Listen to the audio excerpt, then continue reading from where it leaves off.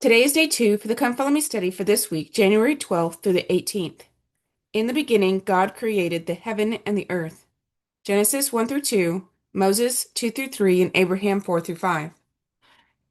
Tuesday, January 13th, 2026, Genesis 1, Moses 2, and Abraham 4, verses 2 through 13. The creation occurs in 6 days. Genesis 1 2. And the earth was without form, and void, and darkness was upon the face of the deep. And the Spirit of God moved upon the face of the waters. Moses 2 2. And the earth was without form and void, and I caused darkness to come up upon the face of the deep. And my spirit moved upon the face of the water, for I am God. Hiram L. Andrews said to be void means that the earth was empty of life, unoccupied, or desolate. And in comparison with the finished product, the earth at that time was probably lacking in form and symmetry.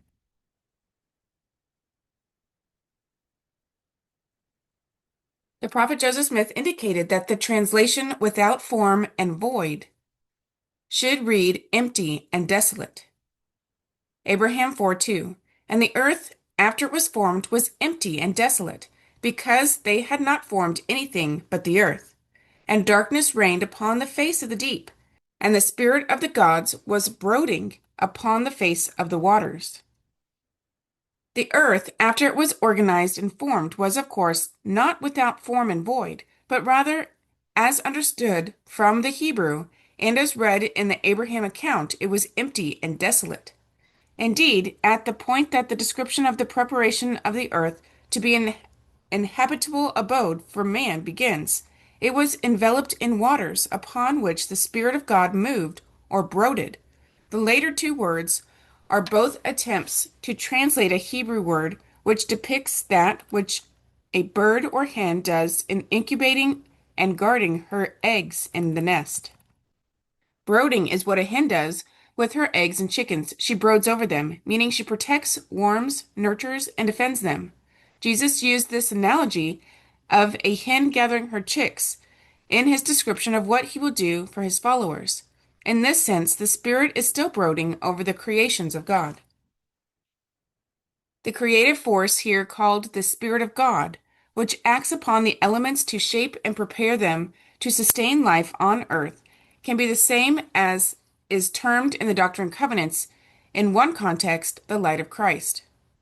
That power was exerted by the Son under the command of the Father is evident also in such scriptures as John 1 1 through 4 and Hebrews 1 1 through 2. Elder Orson Pratt said, the earth, when created according to the account we have, was covered with a flood of waters. No dry land, in fact, no land at all, appeared, but a flood of waters seemed to encompass it. By and by, in the province of God, in what way we know not, this flood of waters was gathered together into one place, and the dry land appeared, emerging from the waters. Elder Orson F. Whitney said, moreover, in the symbolism of the scriptures, this world is represented by water. Here, at the very dawn of creation, are the two principles or elements, spirit and water, with which baptisms are performed. One creative, the other creatable. One representing heaven, the other earth. Note the reference in Daniel 7 to beasts, representing earthly governments, coming up from the sea. Note the Savior's parable, likening the kingdom of heaven to a net cast into the sea symbolizing the world, the fishes, the souls drawn out of the world. Note also Revelation 13, where a beast representing Antichrist rises out of the sea, and where a woman, the mother of harlots, representing a great city reigning over the kings of the earth, is described as sitting upon many waters, the waters signifying peoples and multitudes and nations and tongues. Much of the body of this world, the physical frame of a spiritual creation, is water, even parts of it that seem solid. Geology asserts that the earth was once submerged in water. The scriptures also declare it, and without reference to the deluge. Let the dry land appear, the very word suggests baptism, birth, creation, the emergence of a primitive planet from the womb of the waters. Water symbolically, if not literally, represents the temporal part of creation, including the body or mortal part of man. The gods create light. Genesis 1:3. And God said, "Let there be light," and there was light. Moses 2:3. And I, God, said, "Let there be light," and there was light. Helaman 12. For behold, the dust of the earth moveth hither and thither, to the dividing asunder, at the command of our great and everlasting God. Yea, behold, at his voice do the hills and the mountains tremble and quake. And by the power of his voice they are broken up, and become smooth, yea, even like unto a valley. Yea, by the power of his voice doth the whole earth quake. Yea, by the power of his voice do the foundations rock, even to the very center. Yea, and if he say unto the earth, Move, it is moved. Yea, if he say unto the earth, Thou shalt go back, that it lengthen out the day for many hours, it is done. Lectures on Faith states when a man works by faith, he works by mental exertion instead of physical force. It is by words, instead of exerting his physical powers, with which every being works when he works by faith. God said, "Let there be light," and there was light. And the Savior says, "If you have faith as a grain of mustard seed, say to this mountain, Remove, and it will remove. To say to that sycamore tree, Be ye plucked up and planted in the midst of the sea, and it shall obey you." Faith, then, works by words, and with these its mightiest works have been and will be performed. The whole visible creation, as it now exists, is the effect of faith. It was faith by which it was framed, and it is by the power of faith that it continues in its organized form, and by which the planets move round their orbits and sparkle forth their glory. Elder Orson F. Whitney said, "When man wants light, he must strike a match, or press a button, or turn a switch, or rub two pieces of wood together in order to create a flame. But when God wants light, he has only to say, 'Let there be light,' and there is light. Nay, he would not have to do even so much as that, for God himself is light, dwells in the midst of light, in the midst of eternal burnings, and he would only have to appear, and darkness would flee away." Abraham 4:3. And they, the gods, said, "Let there be light," and there was light. President John Taylor explained that God caused light to shine upon the earth before the sun appeared in the firmament. For God is light, and in him there is no darkness. He is the light of the sun, and the power thereof, by which it was made. He is also the light of the moon, and the power by which it was made. He is the light of the stars, and the power by which they are made. Hiram L. Andrews said apparently the earth was not organized in relation to the sun at this time, and the way the gods caused the light to be divided from the darkness was to make the newly formed orb rotate according to Kolobb's schedule of time. This was the system which the gods used for reckoning time in the creation. President Brigham Young said, "When the earth was framed and brought into existence and man was placed upon it, it was near the throne of our Father in heaven. And when man fell, though that was designed in the economy, there was nothing about it mysterious or unknown to the gods. They understood it all. It was all planned. But when man fell, the earth fell into space and took up its abode in its planetary system, and the sun became our light. When the Lord said, 'Let there be light,' there was light, for the earth was brought near the sun, that it might reflect upon it, so as to give us light by day, and the moon to give us light by night. This is the glory the earth came from, and when it is glorified, it will return again unto the presence of the Father, and it will dwell there. And these intelligent beings that I am looking at, if they live worthy of it, will dwell upon this earth." Genesis 1:4. And God saw the light that it was good, and God divided the light from the darkness. Moses 2:4. And I, God, saw the light, and the light was good, and I, God, divided the light from the darkness. Abraham 4:4. And they, the gods, comprehended the light, for it was bright, and they divided the light, or caused it to be divided from the darkness. Brian Richards said, "No other account in the creation includes this phrase, the gods comprehended the light. To comprehend light is a divine characteristic. We need to learn how to do the same thing. We must learn how to comprehend the light, to fully appreciate the truth, to understand God. In the days of the Master, the people couldn't comprehend it. The people that walked in darkness have seen a great light. They that dwell in the land for the shadow of death, upon them hath the light shined." Unfortunately, the people couldn't comprehend the light. The light shineth in darkness, and the darkness comprehended it not. He who came into his own was not comprehended. The light shineth in darkness, and the darkness comprehended it not. Nevertheless, the day shall come when you shall comprehend even God, being quickened in him and by him. Believe in God, believe that he is, and he that created all things, both in heaven and in earth. Believe that he has all wisdom and all power, both in heaven and in earth. Believe that man doth not comprehend all things which the Lord can comprehend. Richard D. Draper said, "The scriptures link light with truth. Often the two words appear together in the same verse. The scriptures state, 'Whatsoever is truth is light.' Truth, in turn, is also characterized as knowledge. Truth is linked with light because truth or knowledge is acquired through the power or the enabling ability of the light of Christ. Without that influence, a fullness of truth and comprehension could not be gained. As attributes of God's nature, truth and its light are part of God's glory or divine presence. Because of these attributes, God comprehendeth all things, and all things are before him. The scriptures attest that we can become partakers of that glory, but only upon obedience to the commandments.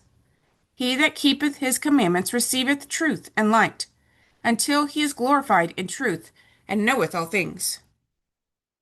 If our eyes are single to God's glory, our whole bodies shall be filled with light, and that body which is filled with light comprehendeth all things. By hearkening to the voice of the Spirit, which giveth light to every man that cometh into the world, we receive more light, until we come unto God, even the Father. Thus the glory of God in his intelligence, meaning in other words, his truth and light, which are his knowledge and comprehension, his power and divinity. These are elements of God's very being that his children are to seek if they are to be like him. Genesis 1:5. And God called the light day, and the darkness he called night. And the evening and the morning were the first day. Moses 2:5. And I, God, called the light day, and the darkness I called night. And this I did by the power of my word. And it was done as I spake. And the evening and the morning were the first day. One of the interesting differences between the Abraham account of the creation and the other scriptural accounts is the idea found in Abraham 4:5. From the morning until evening they called night, and from the morning until the evening they called day. The other accounts simply refer to each creative period as a day. Additionally, the creative periods in Abraham 4 are called times, not days. Abraham 4:5.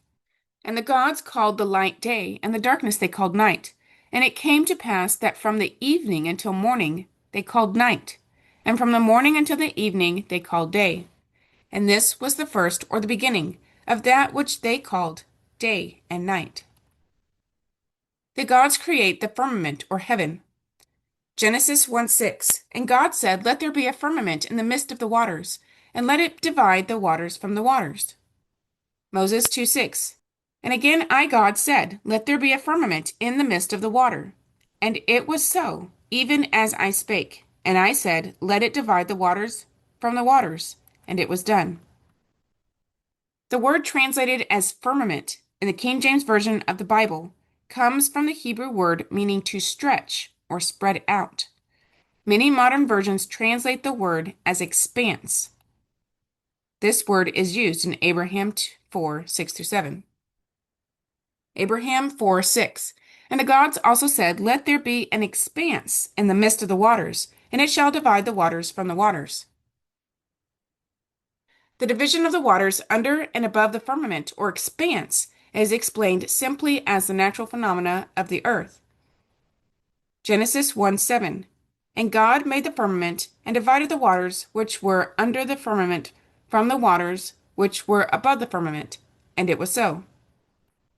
Moses 2:7. And I, God, made the firmament, and divided the waters, yea, the great waters under the firmament from the waters which were above the firmament. And it was so, even as I spake. Abraham 4:7. And the gods ordered the expanse, so that it divided the waters which were under the expanse from the waters which were above the expanse. And it was so, even as they ordered. President Joseph Fielding Smith wrote, the Hebrew word rakid, from raka, is spread out as the curtains of a tent or pavilion, simply signifies an expanse of space and consequently the circumambient space or expansion, separating the clouds, which are in the higher regions of it, from the seas, etc., which are below it. This we call the atmosphere. The waters under the firmament are the waters upon the globe itself. Those above are not ethereal waters beyond the limits of the terrestrial atmosphere, but the waters which float in the atmosphere, and are separated by it from those upon the earth. The waters which accumulate in clouds, and then bursting these their bottles, pour down as rain upon the earth. Elder Brewster McConkie taught the waters were divided between the surface of the earth and the atmospheric heavens that surrounded it. A firmament, or an expanse called heaven, was created to divide the waters which were under the expanse from the waters which were above the expanse. Thus, as the creative events unfold, provision seems to be made for clouds and rain and storms to give life to that which will yet grow and dwell upon the earth. Genesis 1:8. And God called the firmament heaven. Moses 2:8. And I, God, called the firmament heaven. Abraham 4:8. And the gods called the expanse heaven. President John Taylor said, from the above we learn that the heavens were created by the Lord, and that the heavens were created at or about the same time as the earth, and that the firmament is called heaven. Now a word on this firmament, where is it? And God said, let the waters bring forth abundantly the moving creature that hath life, and fowl that may fly above the earth in the open firmament of heaven. We find out then from the foregoing that the firmament is called heaven, the heaven associated with this earth, and that the firmament is the place where the birds fly and the rain falls from heaven, and the scriptures say that Jesus will come in the clouds of heaven. But there are other heavens, for God created this heaven and this earth, and his throne existed before this world rolled into existence. We may also speak of heaven as a place of reward for the righteous. If, therefore, according to this conception, looking from an earthly point of view, the mass of water which flows upon the earth in showers of rain is shut up in heaven, it is evident that it must be regarded as above the vault which spans the earth, or, according to the words of Psalm 148:4, above the heavens.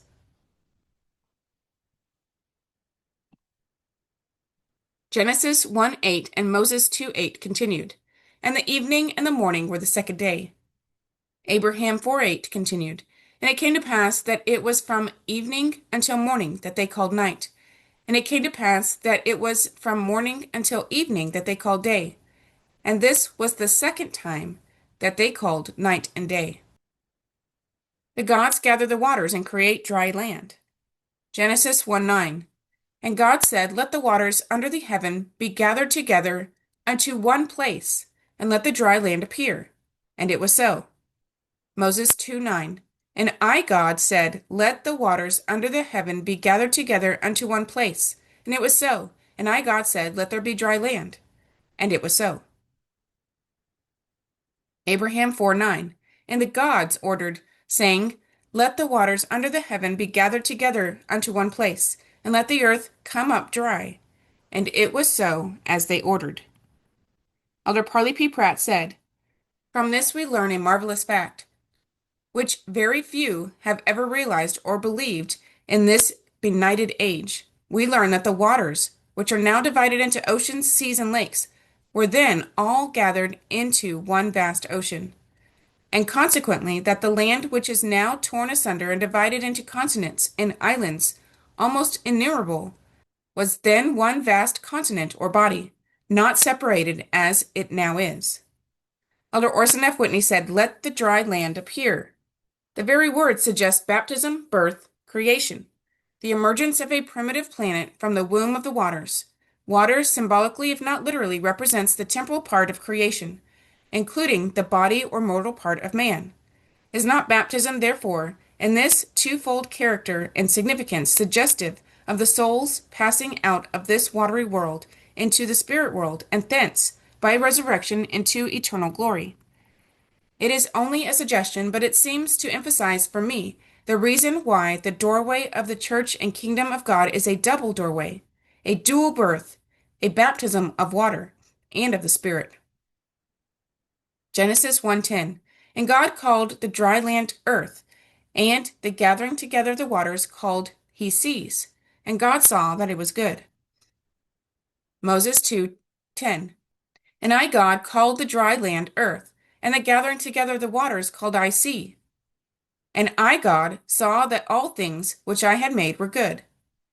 Abraham 4:10. And the gods pronounced the dry land earth, and the gathering together of the waters pronounced they great waters. And the gods saw that they were obeyed. The gods create plant life. The basic principle of genetics was revealed in all three creation accounts. In each account, the phrase "after his kind" is used several times. Abraham added emphasis in Abraham 4:11-12. Also, Abraham 4:31 seems to emphasize the immutability of the laws the Lord gave to his kingdom. The prophet Joseph Smith taught, God has made certain decrees which are fixed and immovable. For instance, God set the sun, the moon, and the stars in the heavens, and gave them their laws, conditions, and bounds, which they cannot pass, except by his commandments. They all move in perfect harmony in their sphere and order, and are as lights, wonders, and signs unto us. The sea also has its bounds which it cannot pass. God has set many signs on the earth, as well as in the heavens. For instance, the oak of the forest, the fruit of the tree, the herb of the field, all bear a sign that seed hath been planted there.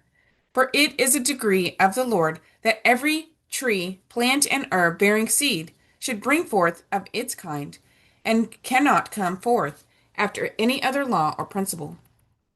President Boyd K. Packer of the Quorum of the 12 Apostles taught, no lesson is more manifest in nature than that all living things do as the Lord commanded in the creation. They reproduce after their own kind. They follow the pattern of their parentage. A bird will not become an animal nor a fish. A mammal will not beget reptiles, nor do men gather figs of thistles. Genesis 1:11-12. And God said, Let the earth bring forth grass, the herb yielding seed, and the fruit tree yielding fruit after his kind, whose seed is in itself upon the earth. And it was so.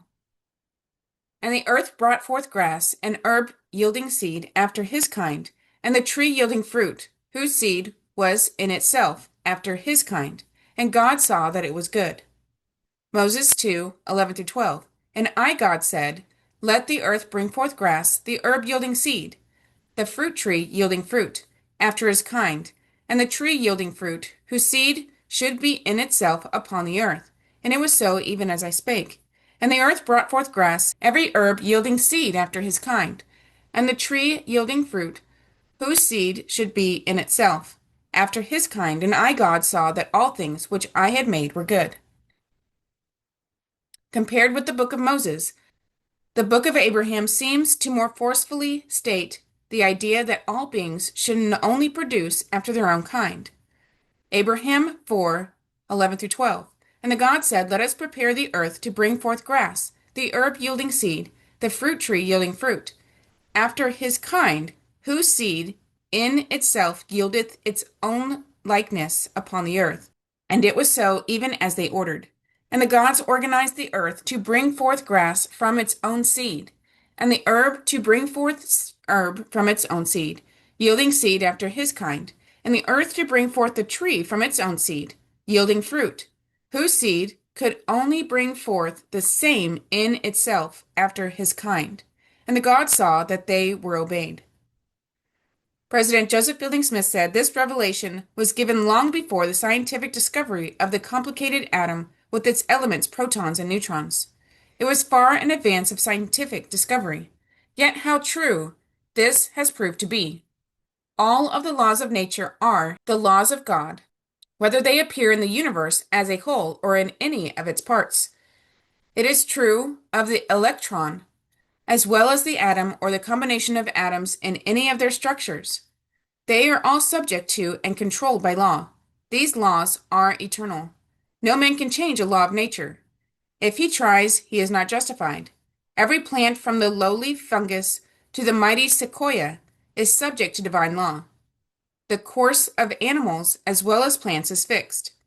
Nature bears ample evidence that the law decreed to all living things that they shall produce after their own kind is a divine law, and therein, at any time this law has been violated, the violators have not been justified. Genesis 1:13 and Moses 2:13. And the evening and the morning were the third day. Abraham 4:13.